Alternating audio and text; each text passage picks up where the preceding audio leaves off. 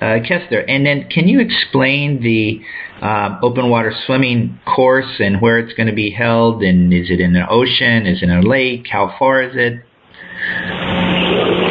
Oh, it's gonna be in the ocean. Jon-Paul, could you touch on the name of the town it's gonna be? I don't know if you in the. Yeah, it's right near Marathon, as a matter of fact, and be in the Aegean Sea. What an appropriate name. And it's gonna be a 1.5K meter swim one, and it's gonna be held on July the 1st, 2008, July the 1st, and it's gonna be 44 athletes from about 20 countries, and it's gonna be a triangle course close to the shoreline, and so spectators can have a pretty good capture of the race. Kester Edwards and Jon-Paul St. Germain of the Special Olympics are two very incredible people. Kester, an international global messenger for the Special Olympics originally from Trinidad and Tobago, is an author and leader of the Special Olympics open water swimming movement. Jon-Paul is a director at Special Olympics International and director of the World Games and competitions at the Special Olympics. He is also a man with a mission and love of the open water. Passionate, committed, and professional, the two men worked long and hard to get open water swimming into the Special Olympics World Summer Games, a 1.5-kilometer ocean swim with 43 top athletes from 18 countries will be held for the first time at the 2011 Special Olympics World Summer Games in Athens, Greece. In a visually dynamic and athletically dramatic expression of physical prowess, these athletes will compete in the Aegean Sea off the coast of the city of Marathon. Similar to their open water swimming counterparts around the world, these athletes will battle each other, winds, waves, and the sea, and they will prove that the sport of open water swimming is truly inclusive and global, open to any individuals of any age, ability, and background, where crossing the finish line, in fact standing on the starting line, is a victory of the human spirit and will. Thanks to Kester and Jon-Paul, these Special Olympics athletes will enjoy the opportunity to compete on the world's stage. These men had a dream many years ago and made passionate presentations to their colleagues and superiors within the worldwide Special Olympics family. Despite having no precedent, this pair never gave up and will see their dream become a reality this summer in Greece. This swim, this event, this celebration of open water swimming is a credit to these two men. As Tim Shriver, Chairman and CEO of the Special Olympics, explains, far too often, Special Olympics athletes with intellectual disabilities, are viewed for what they cannot do. But individuals like Andrew Smiley, who was awarded the World Open Water Swimming Performance of the Year in 2009, show the world what he can do. And open water swimming, whether it is in a lake, ocean, or river, can show the world what many other Special Olympics athletes can do. They dream to achieve. They relish the competition. They appreciate the recognition. Their participation was made possible largely due to the unrelenting drive of Kester and Jon-Paul. Come July 1st in Greece, Special Olympics athletes in the open water will also make their own history, a history that will continue in the open water and around the world. Hello, we're here at Open Water Wednesday with two esteemed gentlemen from the Special Olympics, and we really have a special show today. The Special Olympics will add open water swimming to their World Summer Games for the first time. And our two guests, Jon-Paul and Kester, are going to be explaining about this. Jon-Paul, can you tell our audience, what you do for the Special Olympics and how this came about? And same with you, Kester. Sure. My name is Jon-Paul St. Germain, as you said, and I'm the director in our sports training and competition division. And I've worked on World Games for Special Olympics since 1995. And each World Games, we usually try to highlight a new sport, and that mirrors the growth of Special Olympics development outside of our World Games. And in this particular instance, through the initiative and energy of Kester Edwards, we decided to look into initiating open water swimming at the 2011 Special Olympics World Summer Games in Athens, Greece, this summer in June. Wow. And Kester, we know that you've been spearheading this for a long time. Can you explain how you went from an idea to actual seeing this at the World Summer Games? Sure. Just to quick introduce myself, as Jon-Paul and Steve said, my name is Kester Edwards. I'm originally from Trinidad and Tobago. I'm a Special Olympics athlete. Used to compete in aquatics, Trinidad and Tobago, and started to do open water swimming back there with triathlon and all that number of stuff.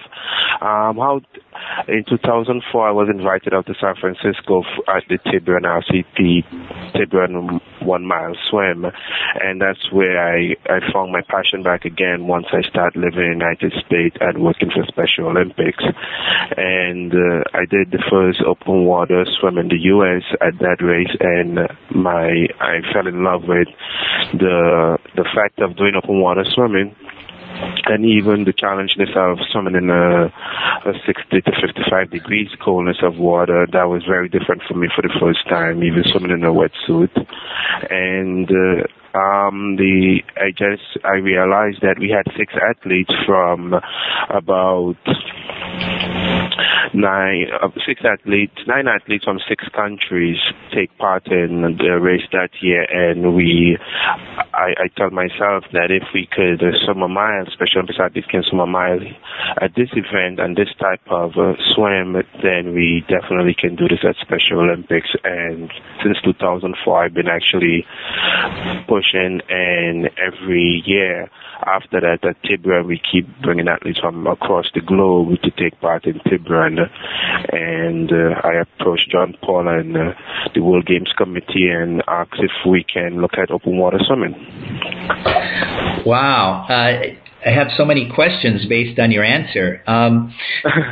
You're from Trinidad and Tobago, a beautiful country, like you said, with very warm water.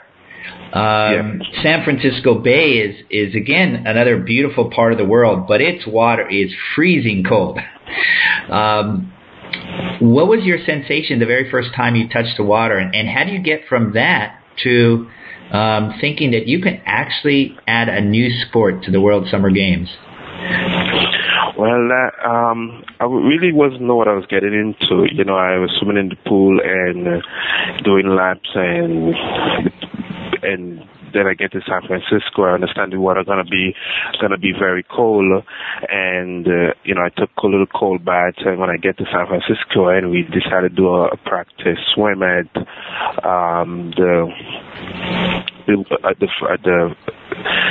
down at the bay, I told myself, I don't know if I can do this. Mentally, I just shut down and came back out of the water and didn't know if I could swim on the following day. But I guess the passion of swimming and just the challenge alone, after getting in that water when the gun went off, it was just no turning back from then. Yeah. And then Jon-Paul, here you have Kester. He's very excited about the new sport, and he comes to you and says, Jon-Paul, I think we need to add open water swimming to the Special Olympics program. What was your first impression or thoughts or actions?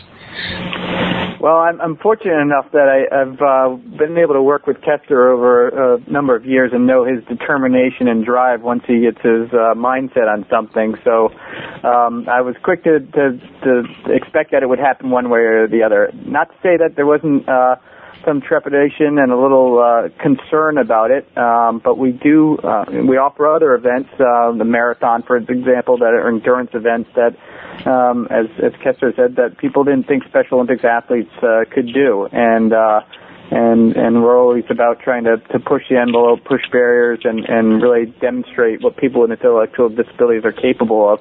And so we were excited about looking into the opportunity and have been pleasantly surprised at the enthusiasm and commitment that we've received from several of our Special Olympics programs across the globe that currently are already doing various forms of open water swimming. In Athens, we expect to see representation from over 19 countries from all corners of the globe, from South Africa, Korea, 7 programs in Europe, including the Netherlands, Malta, Italy. Latin America is well represented with 5 programs, and the U.S., of course, will have a representative along with several programs from the Caribbean nations as well. So, he was ahead of the game, and we had to catch up with Kester.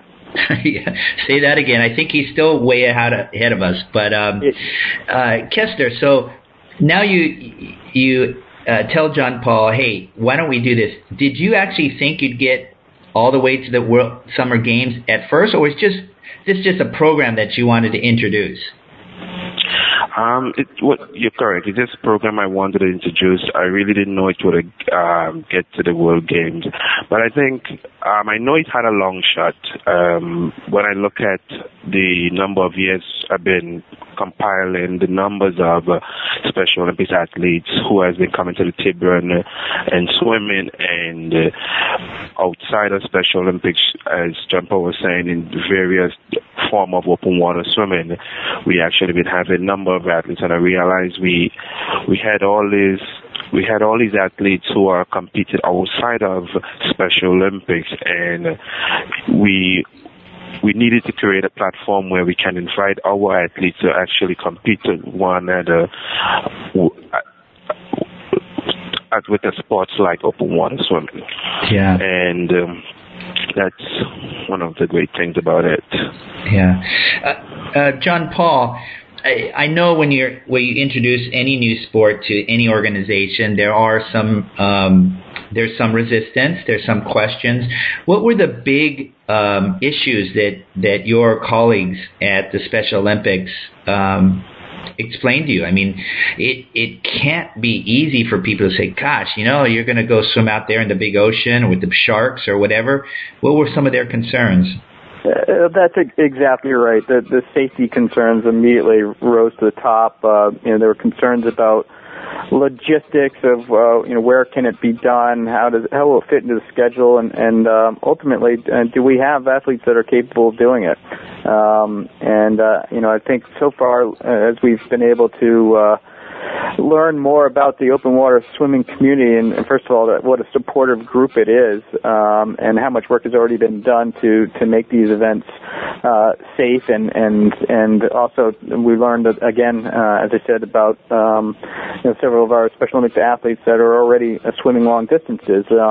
Many of them were doing it in the pool, 1,500 meters in a pool. So the big question would be whether they were interested in going outside in the open water, and to our at least our pleasure that it's turned out that many people are interested in swimming in the open water. In fact, I think that's where we're seeing a lot of the growth is the opposite, where people don't have access to pools, and we're seeing some strong interest from programs that weren't sending athletes to our aquatics competitions in pools. And so all these things seem to be at first big concerns, but as we keep digging and getting more support, we're finding that any of these challenges can be overcome, and the impact of doing the sport for us is really dramatic. Yeah. And Kester, obviously there were safety concerns, there were perception concerns. What were some of your responses to everybody saying it's too dangerous, or have you thought about this? How did you convince them that we should go forward? Well, to be honest, I wasn't concentrating on the safety part as much, to be honest, because I see open water swimming as one of the most safe sports that you can do, because swimming is such a safe sport, but I really wasn't concerned about the safety part. But when folks came to me with the safety, I reassured them that one of the great things I noticed about when I started getting more deeply into open water swimming and at the Tiburon, and I noticed there was so much safety boat, there's so much crafts around you, there's so much extra people around you that for me, for my first time, all I needed was to focus on was to swim. And one of my challenges that I was swimming into current and I wasn't really taking my head out a lot, so I drift off course, and then when I realized that I needed to get back on course, it wasn't a bad thing. There are always a craft around you just to give you a point of view of where you're going, or you can see someone on a little surfboard or something like that. So for me, the safety factor wasn't a big concern to me. What was more concern to me is that our athletes need to prove to the world and to prove to these communities that we can swim a mile, we can swim 2 miles. Once you can open up this race to us and give us this opportunity, and races like Tiburon and the mid-mile in South Africa has been doing that for the last few years. Yeah. So I think we've been proving ourselves through those events. Yeah, well, that's absolutely true. And Kester, you had mentioned earlier that you actually have a database of athletes, from South Africa and certainly the Caribbean. There's many athletes that I know, and in fact, the first time you and I met, I believe you were there with a bunch of Irish athletes. We had athletes from Ireland, and they were over about 10 or 20 when I first met you last year. This last year, there came over 45 swimmers from Ireland. We had Andrew Smiley from the Cayman Island, who won the 2009 Swimmer of the Year award, if I'm correct. Yeah. And we have Andy Mayers from Florida. We have Sam Silver we got just a number of athletes who has been raising the bar here in the North America, U.S. Area in open water swimming. South Africa, recent for this upcoming swimming, the mid-mile, they're going to have at least 45 swimmers taking part in the mid-mile in South Africa this February. So that's like an outstanding number for me right there alone. And it's just showing me that programs, as Jon-Paul was saying, programs who don't really have a lot of pool access will jump at occasion like this to able to express their aquatic skills. Yeah, thank you. Jon-Paul, before we talk about the open water event at the Special Olympics World Summer Games, can you actually explain to people just what is the Special Olympics World Summer Games, how often is it held, and all the details that perhaps our listeners are not aware of? Yeah. Can you still hear me? Yes. Oh, okay. Definitely. The World Summer Games, like the Olympics, we have our Olympic Games on a quadrennial basis. That means every 4 years, with 2 years in between winter and summer games. So the games started in 1968 in Chicago at Soldier Stadium, was the first World Games that we had. And then our first World Summer Games to go outside of the U.S. were in 2003 in Ireland. Fantastic games in Dublin that galvanized the country and really helped us grow our program throughout Europe. And then we had the 2007 games were in Shanghai, China, and then the 2011 games that we talked about coming up will be in Athens, Greece, the birthplace of the Olympics. So we're very excited about the fact that the Special Olympics athletes will be able to participate in the same venues, both in some cases from the original Olympic Games and in other cases from the venues that were built and constructed from the 2004 Olympic Games.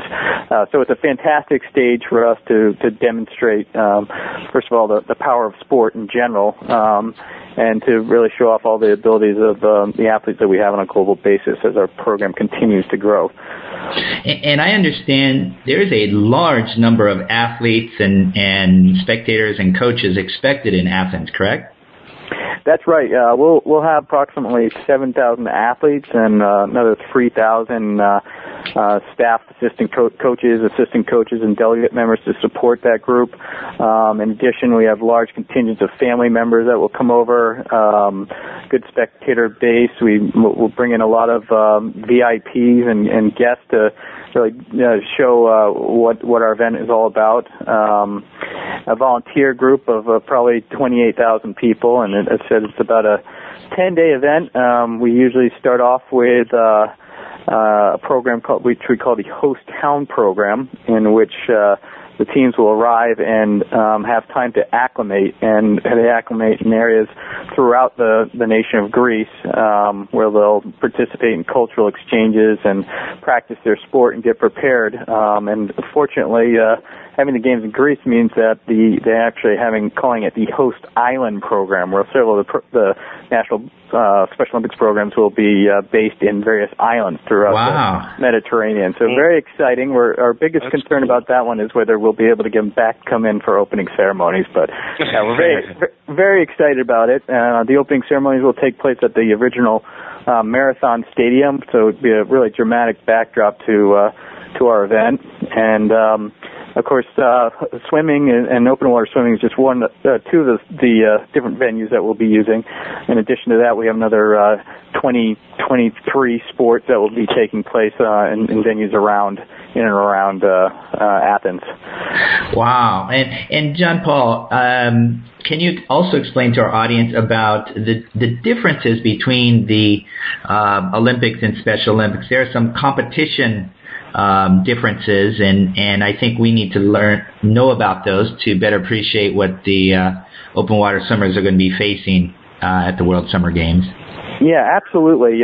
Well, first of all, what's unique about our World Games is we really try to use the games as a mirror or a reflection of what is taking place around the globe at a grassroots level. So typically on a given year, probably across the globe, there's some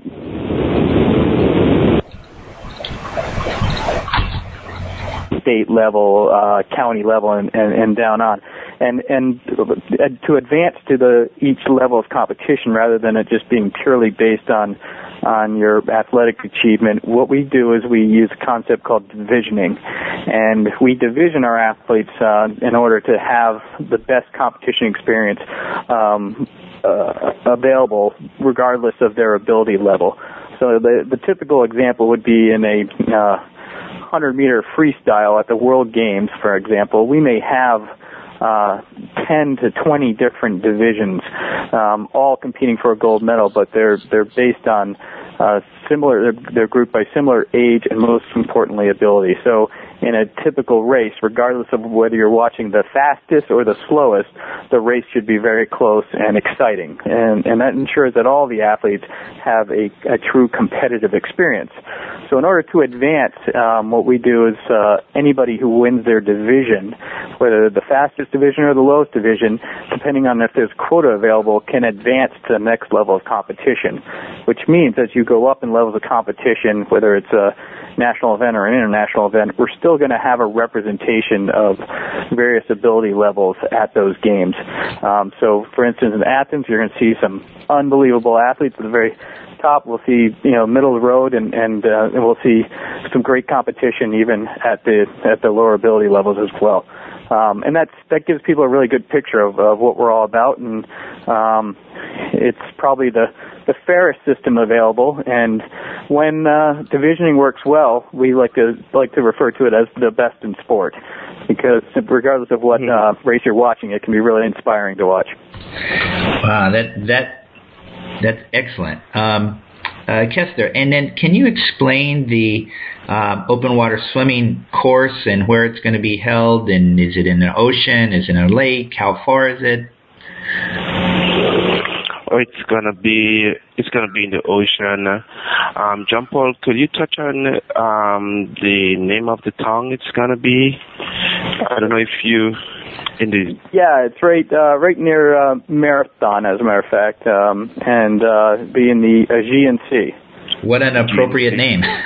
And it's gonna be a 1.5K meter swim one, and it's gonna be held on July the 1st, 2008, July the 1st, and it's gonna be 44 athletes from about 20 countries, and it's gonna be a triangle course close to the shoreline, and so spectators can have a pretty good capture of the race. Yeah. Do you have any? Do you know personally any of the athletes who will be participating? Sam Silver from the U.S., Eileen Beacon from Ireland, who comes to Tiburon, Andy from Cayman Islands, Andy Andrew Smiling. Yes.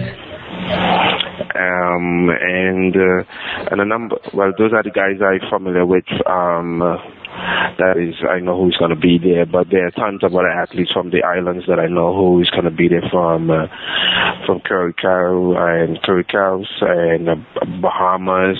And as Jon-Paul was saying, we have Africa, we have London, we have Italy. I think it's so surprising. I didn't realize there's so much programs, Special Olympics program out there that actually have all these athletes competing. So it'd be amazing just to see a flag range of athletes line up on the beach on that morning.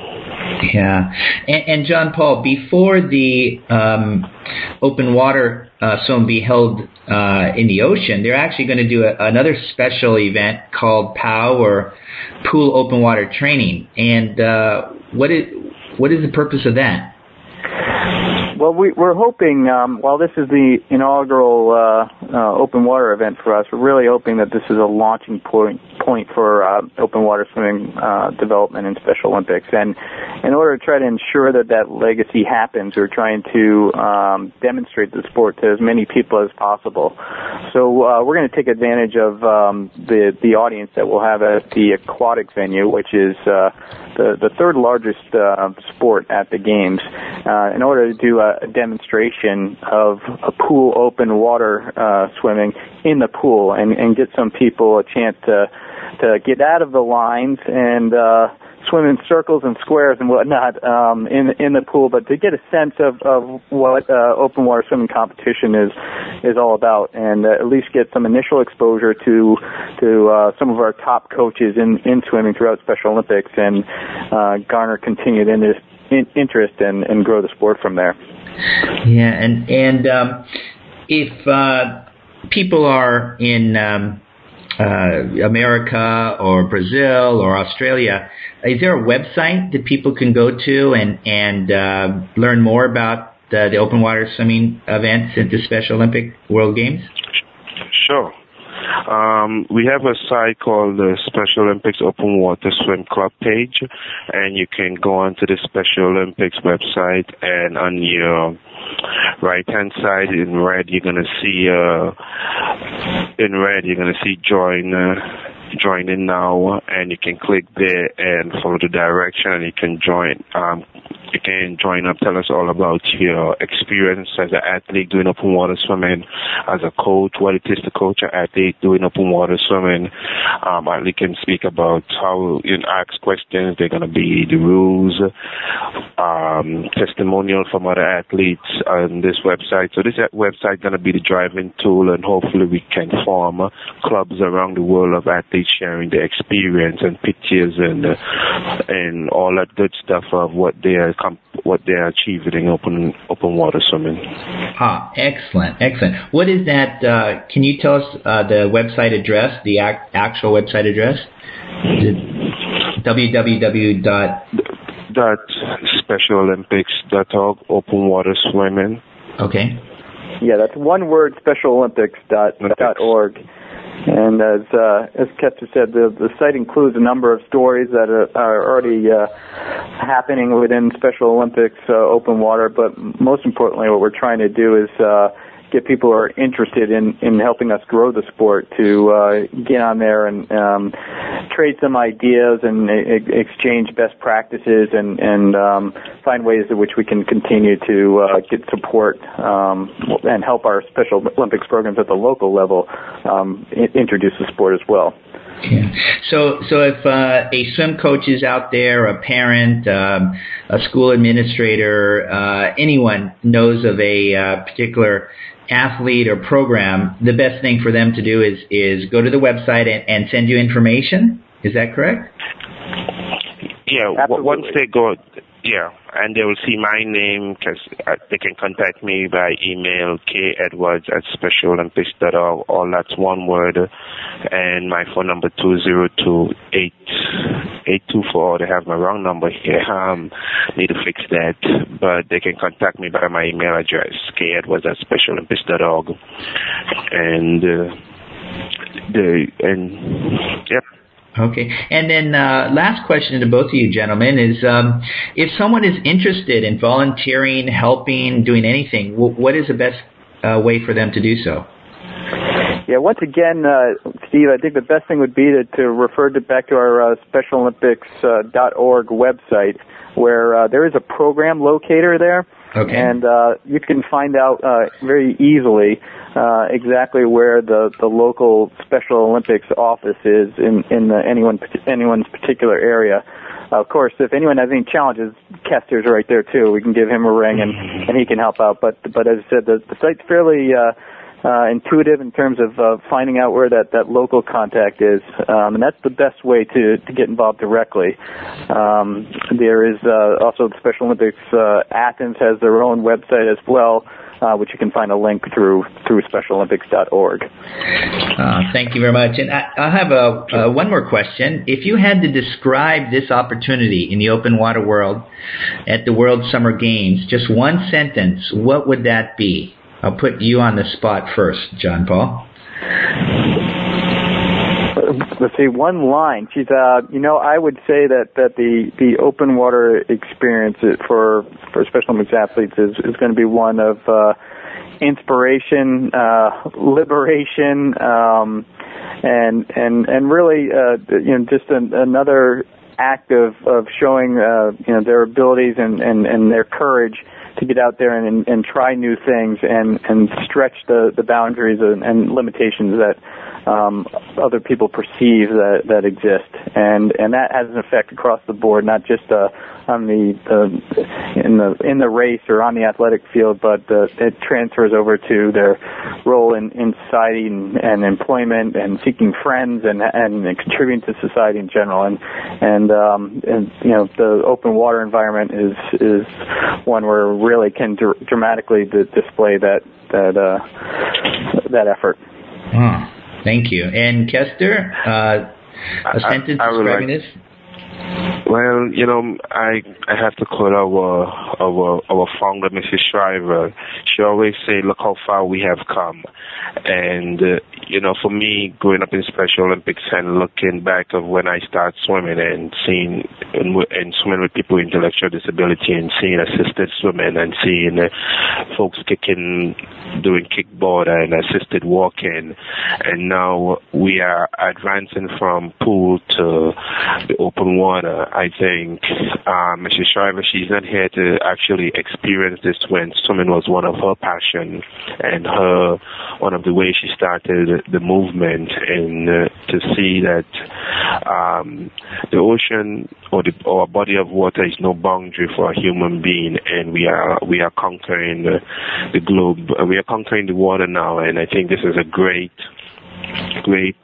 opportunity for Special Olympics athletes to break that interior barrier in society, and I think is one of the greatest way how to show confidence and ability, because once anyone who knows sports and who compete in sports and know that swimming in any heavy body of water, the ocean or lake, know that it's not a easy swim. So I love to say, Mrs. Shriver Code, look how far we have come. And so I'm really, I am proud, I'm feeling happy, and I'm happy to give back what Special Olympics has been given to me for the last couple of years, and is the courage opening doors for new things to happen. Well, thank you very much. You both gave some a beautiful message, a profound message, and a greatly appreciated message. And thank you very much again for joining us here at Open Water Wednesday. And we will certainly be following the build-up to the World Summer Games in Athens. Thank you. Thank you very much, Steve. It's our pleasure. Thank you, Steve. Thank you very much.